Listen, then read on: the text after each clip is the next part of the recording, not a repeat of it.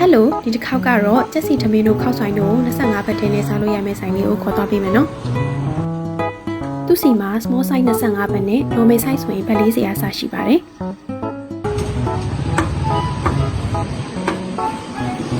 25ဘတ်ထဲဆိုရင်ပဲပါးတဲ့ပိုးရှင်ကတော်တော်လေးအဆင်ပြေတယ်ပြောလို့ရတယ်ပေါ့နော်သူ့ရဲ့ small size ပိုးရှင်ကတခြားဆိုင်က normal size ပိုးရှင်ဒီပါလောက်ရှိပါတယ်ဒါကတော့သူ့ဆိုင်က normal size ပါအစားများတဲ့သူတွေအတွက်တောင်မှ bite တော်တော်ပြည့်တဲ့ဒီပိုးရှင်များပါတယ်ဒီ၃မျိုးကိုမှစုစုပေါင်းဖတ်တရပဲကြားခဲ့ပါတယ်သူ့ဆိုင်ကဒီငရုတ်သီးကြော်အားစားအရန်ရတာရှိရပါတော့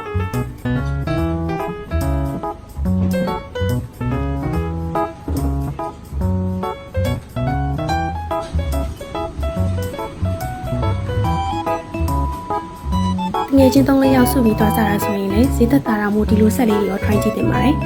။ချက်ကြော်လည်းဒီလိုမျိုးတခြား flavor တွေနဲ့ရနိုင်ပါသေးတယ်။ရတာပိုင်းလေးလည်းစားလို့အဆင်ပြေတာမို့ try ကြည့်ကြပါအောင်နော်။